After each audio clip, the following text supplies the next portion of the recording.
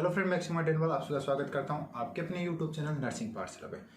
जैसे कि फ्रेंड आप सभी को पता है, आप लोग राजस्थान सीएचओ के रिगार्डिंग जो भी इंपॉर्टेंट एमसीक्यू बनते हैं या फिर जितने भी अपकमिंग सीएचओ एग्जाम है उनके रिगार्डिंग जो भी इंपॉर्टेंट एमसीक्यू बनते हैं उनके ऊपर अपन अपनी क्लास स्टार्ट कर रखी थी। इससे पहले अपनी एक क्लास कंप्लीट हो चुकी थी, आज अपनी नेक्स्ट क्लास है।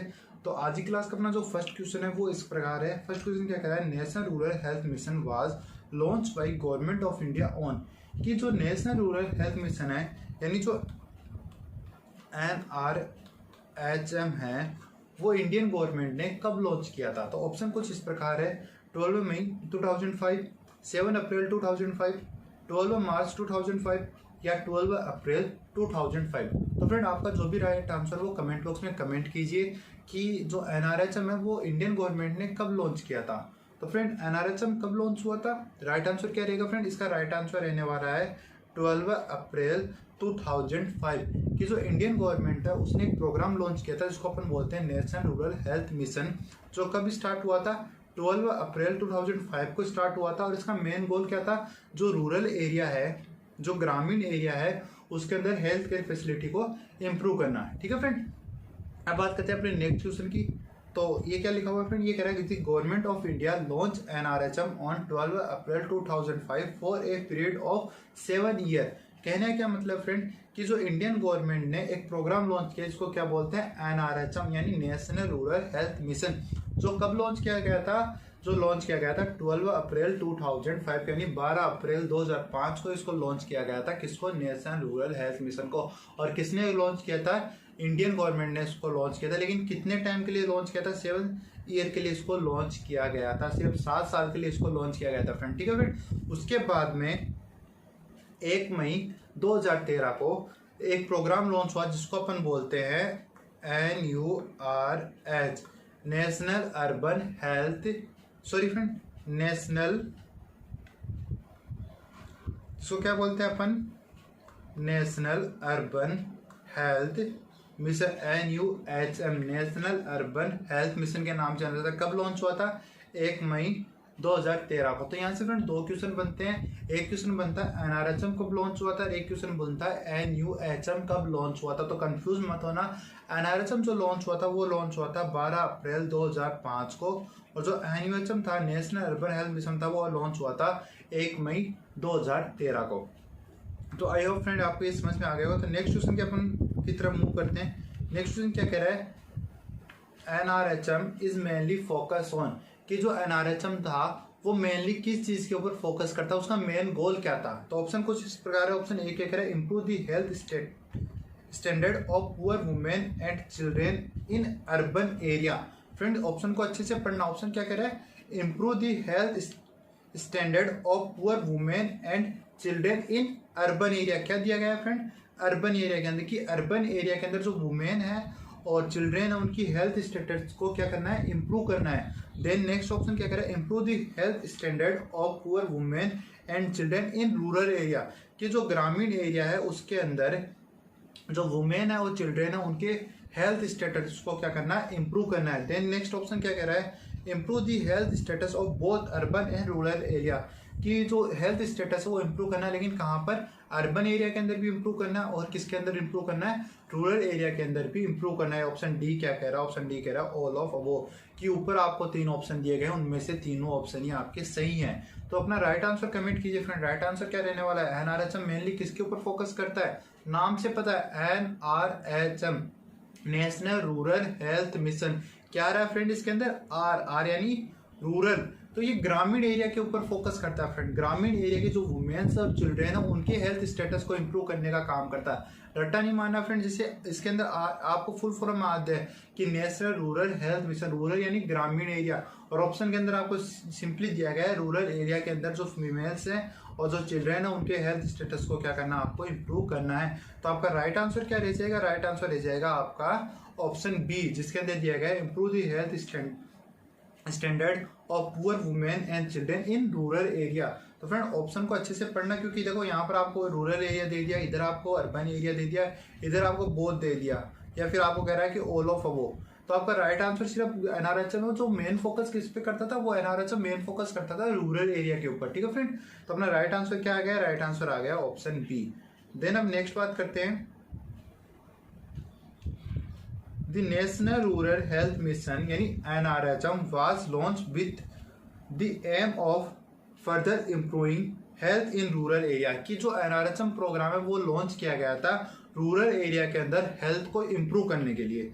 The main functionary of health care provider in this program, इसके अंदर जो मेन फंक्शनरी थी, जो सबसे मोस्ट इंपॉर्टेंट फंक्शन करने वाली थी, वो कौन थी, या इसका जो इस प्रोग्राम के अंदर जो केयर प्रोवाइडर थी वो कौन थी। तो आपका ऑप्शन कुछ इस प्रकार का है, एक्सिलरी नर्स मिडवाइफ यानी ANM, यानी क्या है ANM। ठीक है फ्रेंड। नेक्स्ट आ रहा है पब्लिक हेल्थ वर्कर या फिर आशा या फिर लेडी हेल्थ विजिटर। तो जो NRHM प्रोग्राम था जब आया था उसके साथ एक और पार्ट आया था जिसको अपन कहते हैं आशा। आशा वर्कर जो थी वो NRHM का ही एक पार्ट है। मतलब NRHM जब लॉन्च हुआ था उसके साथ साथ आशा भी, जो आशा की पोस्ट थी वो भी लॉन्च हुई थी। आशा क्या काम करती है, जो रूरल एरिया है उसके अंदर हेल्थ केयर प्रोवाइडर का काम करती है। तो जो अपन ये कह सकते हैं कि जो आशा वर्कर है वो किसकी देन है, वो देन है NRHM की देन है। ठीक है फ्रेंड। तो NRHM के अंदर जो मेन जो वर्कर होती है, जो हेल्थ केयर प्रोवाइडर होती है, वो कौन होती है, वो आशा ही होती है। तो अपना राइट आंसर यहाँ क्या रहेगा, राइट आंसर रहने वाला है ऑप्शन सी है, वो अपना राइट आंसर रहने वाला है कि जो आशा होती है वो हेल्थ केयर, जो NRHM है उसकी मेन हेल्थ केयर प्रोवाइडर होती है, मेन फंक्शनरी होती है। ठीक है फ्रेंड। देन अपन कुछ आशा के बारे में इंपॉर्टेंट पॉइंट्स है वो पढ़ लेते हैं फ्रेंड कि आशा क्या है। तो आशा की फुल फॉर्म होती है एग्रीगेटेड सोशल हेल्थ एक्टिविस्ट। तो फ्रेंड ये क्वेश्चन बहुत बार पूछा था CHO एग्जाम में कि आशा की फुल फॉर्म क्या होती है। तो आपको याद करना है आशा की फुल फॉर्म क्या होती है, एग्रीगेटेड सोशल हेल्थ एक्टिविस्ट इसकी फुल फॉर्म होती है। आशा की जो क्वालिफिकेशन होती है, मतलब आशा कौन बन सकती है, तो आशा की क्वालिफिकेशन होती है वो आशा 8th पास होनी चाहिए। इसकी एज होती है वो होती है 25 से 45 ईयर इसकी एज होनी चाहिए। तो आशा जो फीमेल होगी, जो आशा वर्कर होगी, उसकी एज 25 से लेकर 45 तक होनी चाहिए और लोकल वुमेन होनी चाहिए। मतलब जिस एरिया के अंदर आपको आशा अपॉइंट करनी है वो आशा, वो फीमेल वर्कर उसी एरिया की होनी चाहिए। देन अपन बात करते हैं ये कवर कितनी करती है।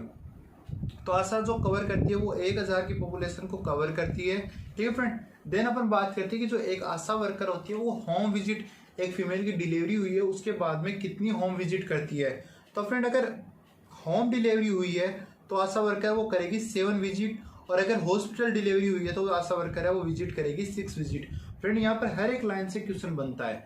आपको क्वेश्चन पूछा जा सकता है कि आशा की फुल फॉर्म क्या होती है, आशा की क्वालिफिकेशन क्या होती है, आशा जो वर्कर होती है उसकी एज लिमिट क्या होती है। देन आपसे पूछा जा सकता है कि आशा है वो कितनी पॉपुलेशन को कवर करती है, कितनी होम विजिट करती है, जो होम डिलीवरी हुई है उसके अंदर कितने करेगी, जो हॉस्पिटल डिलीवरी हुई है वो उसके ऊपर कितने जो विजिट है वो करेगी। तो जो होम डिलीवरी हुई है उसके अंदर विजिट करती है जो आशा वर्कर होती है वो 7 विजिट करती है।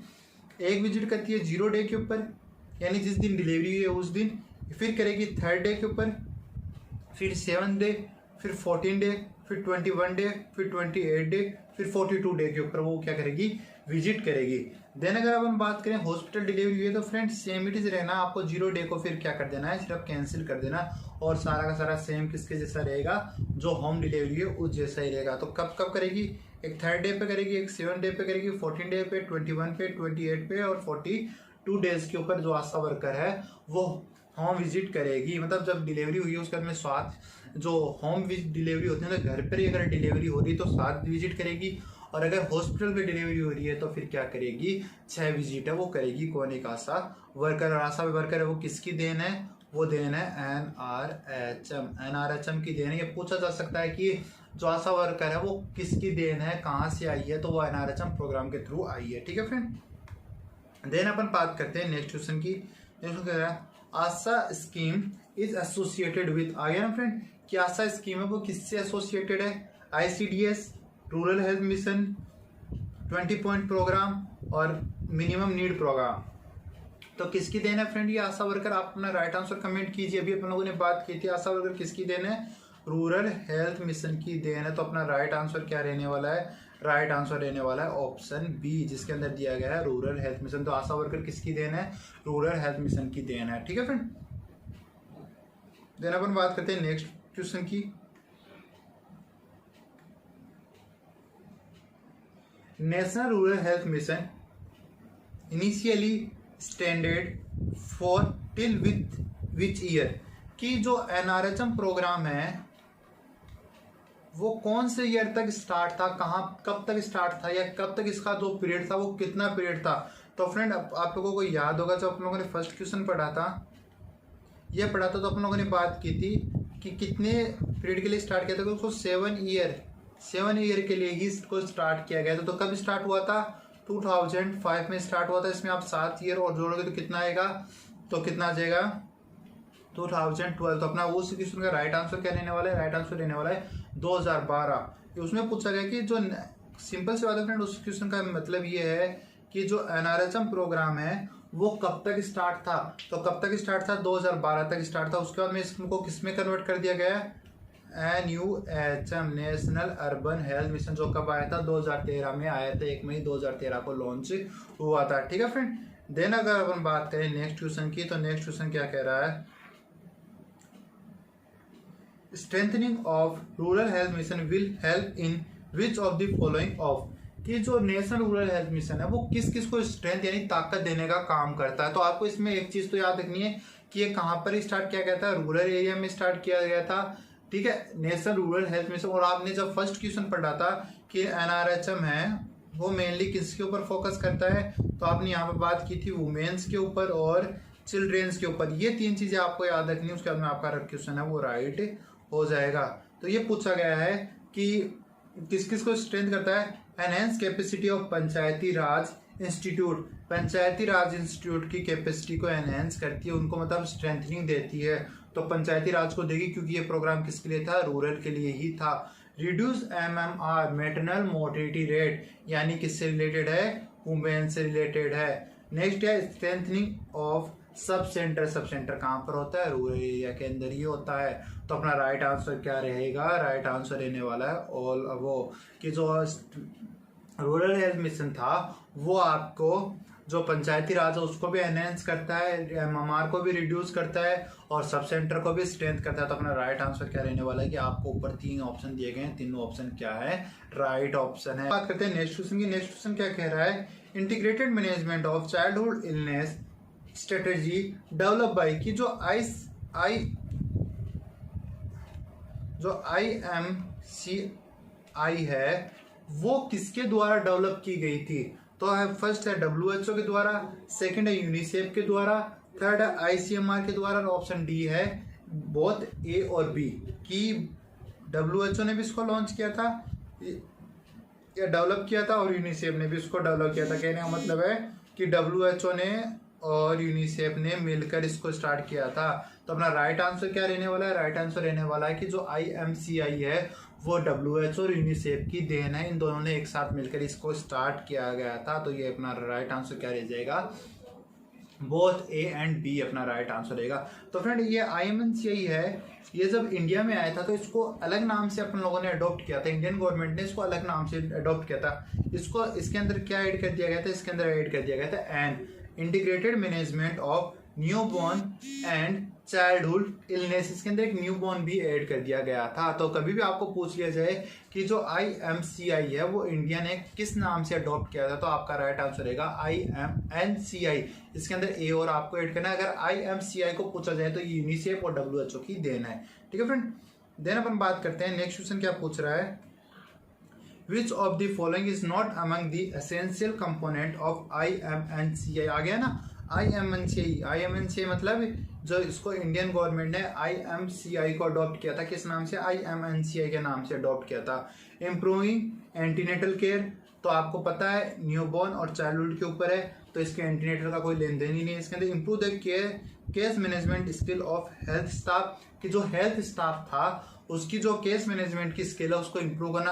अगर वो केस मैनेजमेंट की स्किल उनकी इम्प्रूव होगी तभी तो वो न्यूबॉर्न और चाइल्ड की केयर कर पाएंगे, तो ये अपना राइट हो सकता है। देन अपन बात करें इम्प्रूव हेल्थ सिस्टम को अगर इम्प्रूव करेंगे तो जो न्यूनेट और चाइल्ड है उनकी केयर की जा सकती है। देन आ रहा है improve family and community practice, तो इम्प्रूव फैमिली प्रैक्टिस को इम्प्रूव करना मतलब आप न्यूबॉर्न को कैसे केयर देते हो घर पर, उसकी क्या केयर करनी चाहिए, क्या प्रोटेक्शन यूज करना चाहिए, तो ये चीजें हैं। तो इसके अंदर अपना राइट आंसर क्या रहेगा कि क्या पूछा है, इज नॉट अमंग, कि इनमें से कोई एक नहीं है, कौन सा नहीं है। तो अपना राइट आंसर क्या रहने वाला है, ऑप्शन ए, कि इम्प्रूव एंटीनेटल केयर है वो IMNCI का जो कंपोनेंट है वो नहीं, IMCI इसके अंदर इंक्लूड नहीं करती है एंटीनेटल केयर को। तो अपना राइट आंसर रहने वाला है वो रहने वाला है ऑप्शन ए। देन बात करते हैं नेक्स्ट क्वेश्चन की। नेक्स्ट क्वेश्चन आपको क्या पूछा गया है, integrated management of childhood illness IMCI is India adopt by. अभी मैं अपन लोगों ने बात की थी ना कि IMCI को इंडियन गवर्नमेंट ने कैसे अडॉप्ट किया था। तो आपका ऑप्शन है IMCI, NRHM, ICDS, RCH। तो अपना राइट आंसर कमेंट कीजिए फ्रेंड कि IMCI को इंडियन गवर्नमेंट ने कैसे अडॉप्ट किया था, किस नाम से अडॉप्ट किया था। तो अपना राइट आंसर रहने वाला है IMNCI, integrated management of neonate and childhood illness. तो अपना राइट आंसर रहेगा ऑप्शन ए। ठीक है फ्रेंड, तो आई होप आप लोगों को फ्रेंड समझ में आ रहा हो। अगर आज की क्लास आपको अच्छी लग रही है तो क्लास को लाइक जरूर करिए, अगर चैनल पर नहीं हो तो चैनल को सब्सक्राइब भी फ्रेंड करना ना भूले। अब बात करते हैं अपना जो नेक्स्ट क्वेश्चन है उसके ऊपर। फ्रेंड अपन यहाँ पर क्लासेस के साथ साथ उनके जो एक्सप्लेनेशन है उनके ऊपर भी डिस्कस कर रहे हैं कि ये आंसर कैसे आया, या इस आंसर का आने का लॉजिक क्या है, या फिर उससे रिलेटेड जो भी अदर और भी क्वेश्चन बनते हैं उनके ऊपर भी अपन डिस्कस कर रहे हैं। तो अपना नेक्स्ट क्वेश्चन है, according to IMNCI which colour code suggest referral. Friend IMNCI है वो 3 टाइप के कलर कोड देता है, जिसके अंदर अपन को पता चलती है कि अपन को कैसे केस मैनेजमेंट करना है, मतलब कैसे डिजीज को मैनेज करना है, कि कौन सी ऐसी डिजीज है या कौन सा ऐसा कलर कोड है जिसके अंदर अपन घर पर मैनेजमेंट कर सकते हैं, या कौन सा इस पे OPD ट्रीटमेंट दे सकते हैं, कौन सा ऐसा जिसके अंदर पेशेंट को रेफर करना पड़ेगा। तो ये पूछ रहा है कि ऐसा कौन सा कलर कोड IMNCI सजेस्ट करता है जिसके द्वारा कि पेशेंट को आपको रेफर करना पड़े। तो फ्रेंड इसके अंदर 3 कलर कोड दिए जाते हैं, उन तीनों कलर कोड की अपन बात कर लेते हैं। तो IMNCI वो रेफरल के अकॉर्डिंग है, जो इलनेस के अकॉर्डिंग है, इलनेस की सीवियरिटी को देखते हुए 3 कलर कोड देता है। एक देता है पिंक कलर, एक देता है येलो कलर, एक देता है ग्रीन कलर। तो पिंक कलर का मतलब होता है कि आपको अर्जेंट पेशेंट को हाई अथॉरिटी हाई फैसिलिटी के लिए आपको क्या करना है, रेफर करना है। देन अगर अपन बात करें पिंक कलर के बारे में, येलो कलर की बात करें तो येलो कलर कहता है treatment of out patient facility, की पेशेंट को आउट पेशेंट फैसिलिटी के द्वारा मतलब OPD के द्वारा अपन पेशेंट को ट्रीट कर सकते हैं। और ग्रीन कलर है वो कहता है कि आपको घर पर ट्रीटमेंट, पेशेंट को अपन घर पर ट्रीटमेंट दे सकते हैं। तो यहाँ पर फ्रेंड 3 टाइप के क्वेश्चन बनते हैं। अगर आपको पूछा जाए रेफरल के लिए तो आपका आंसर रहेगा pink colour, out patient facility के लिए पूछा जाए तो आपका राइट आंसर रहेगा येलो, और अगर होम ट्रीटमेंट के लिए पूछा जाए तो आपका राइट आंसर रहेगा ग्रीन। तो अपना क्वेश्चन क्या पूछ रहा था, रेफरल के बारे में पूछ रहा था। तो येलो किसके बारे में था फ्रेंड, आउट पेशेंट फैसिलिटी के बारे में था। और ग्रीन किसके लिए था, ग्रीन था होम ट्रीटमेंट के लिए। और पिंक किसके लिए था, पिंक था रेफरल के लिए। तो अपना राइट आंसर क्या रहेगा, राइट आंसर रहने वाला सी, जिसके अंदर बताया गया है कि पिंक कलर है वो रेफरल को डिनोट करता है। देन बात कर लेते हैं नेक्स्ट क्वेश्चन की। नेक्स्ट क्वेश्चन क्या कह रहा है, reproductive child health program was launch in, कि जो RCH प्रोग्राम है वो कब लॉन्च हुआ था, RCH प्रोग्राम कब लॉन्च हुआ था। फ्रेंड अपना राइट आंसर कमेंट कीजिए कि जो RCH प्रोग्राम है वो कब लॉन्च हुआ था। तो RCH प्रोग्राम आपका लॉन्च हुआ था 1997 के अंदर है, लॉन्च हुआ था। RCH प्रोग्राम कब लॉन्च हुआ था, 1997 के अंदर। तो अपन बात कर लेते हैं RCH के बारे में। तो RCH कब लॉन्च हुआ था, अभी अपन लोगों ने बात की, RCH लॉन्च हुआ था 1997 के अंदर लॉन्च हुआ था। इसके जो मेन ऑब्जेक्टिव थे, ऑब्जेक्टिव क्या थे, कॉन्ट्रासेप्टिव सप्लाई करना, इन्फेंट मोर्टिलिटी और मोर्बिडिटी रेट को कम करना, और RTI और STD जो ट्रांसमिटेड डिजीज है उनको क्या करना, उनका ट्रीट करना। क्योंकि जैसे नाम से था रिप्रोडक्टिव एंड चाइल्ड हेल्थ, तो जो मोस्टली किसके ऊपर फोकस करेगी, रिप्रोडक्टिव हेल्थ के ऊपर और चाइल्ड हेल्थ के ऊपर फोकस करेगी। तो कॉन्ट्रासेप्टिव सप्लाई करेगी, इन्फेंट मोर्टिलिटी रेट और मेटरनल मोर्टिलिटी रेट को, मोर्बिडिटी रेट को क्या करेगी, कम करेगी, और जो RTI है और STD है उनके क्या करेगी, उनको ट्रीट करेगी। देन अपन बात करते हैं RCH सेकंड के बारे में। तो फ्रेंड ये बहुत क्वेश्चन है, वो बहुत बार पूछा जाता है कि जो RCH फर्स्ट है उसकी सेकंड स्टेज है, सेकंड फेज है, वो कब आई थी। तो कब आई थी, 1 अप्रैल 2005 को आई थी। इसके जो ऑब्जेक्टिव थे वो क्या थे फ्रेंड, इसके ऑब्जेक्टिव थे कि जो RCH फर्स्ट के अंदर थे वो ऑब्जेक्टिव थे, उसके अलावा एसेंशियल जो ऑब्स्टेट्रिक केयर थी वो प्रोवाइड कर दी गई, जो इमरजेंसी ऑब्स्टेट्रिक केयर थी वो प्रोवाइड की गई, जो रेफरल सिस्टम है उसको स्ट्रेंथनिंग दे दी गई। उसके बाद में जो अभी प्रेजेंट में चल रही है, वो प्रेजेंट में चल रही है RCH की फेज चल रही है, वो 4th फेज चल रही है, जिसके अंदर ऐड कर दिया गया RMNCH+A। तो इसकी फुल फॉर्म क्या होती है, reproductive maternal newborn childhood health and +A का मतलब क्या है, एडोलसेंट। एडोलसेंट वो किसके लिए एडोलसेंट है, वो भी गर्ल्स के लिए। और इसका ऑब्जेक्टिव क्या है, RMNCH+A का ऑब्जेक्टिव, मेन ऑब्जेक्टिव फ्रेंड ये है कि इसके अंदर जो PSC थी और CHC थी उसके अंदर उसके ऊपर 24 आवर्स डिलीवरी फैसिलिटी प्रोवाइड कराना इसका मेन ऑब्जेक्टिव था। ठीक है फ्रेंड। देन अपन बात करते हैं नेक्स्ट क्वेश्चन के ऊपर। तो नेक्स्ट क्वेश्चन क्या पूछा है, नेक्स्ट क्वेश्चन पूछा है JSY जननी सुरक्षा योजना कब आई थी, कब लॉन्च हुई थी, तो उसका ऑब्जेक्टिव ऑप्शन ये है 1 अप्रैल 2004 को आई थी, 12 अप्रैल 2004 को आई थी, 12 अप्रैल 2005 को आई थी, 5 अप्रैल 2005 को आई थी। तो फ्रेंड इसका राइट आंसर क्या रहेगा, राइट आंसर कमेंट कीजिए फ्रेंड जल्द से, इसका राइट आंसर क्या रहने वाला है। तो फ्रेंड राइट आंसर क्या रहेगा, JSY कब आई थी, तो JSY कब आई थी, JSY आई थी 12 अप्रैल 2005 को लॉन्च हुई थी। कब लॉन्च हुई थी, 12 अप्रैल 2005 को लॉन्च हुई थी। ठीक है फ्रेंड, मोस्टली इन प्रोग्राम के अंदर इनकी ईयर पूछ जाते हैं कि प्रोग्राम कब लॉन्च हुई थी, तो JSY कब लॉन्च हुई थी, 12 अप्रैल 2005 को लॉन्च हुई थी। और नेक्स्ट क्वेश्चन क्या कह रहा है, नेक्स्ट क्वेश्चन कह रहा है, सॉरी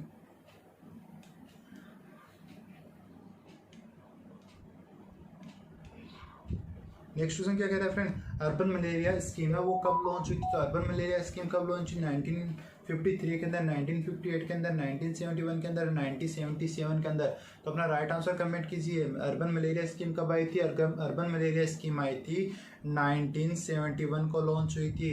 ठीक है फ्रेंड, तो ये अपने आज के कुछ क्वेश्चन थे। आई होप आप लोगों को आज के क्वेश्चन समझ में आए होंगे। अगर आपको आज के क्वेश्चन समझ में आया, क्लास अच्छी लगी तो क्लास को लाइक कर दे, चैनल पर नहीं है तो चैनल को सब्सक्राइब कर दे।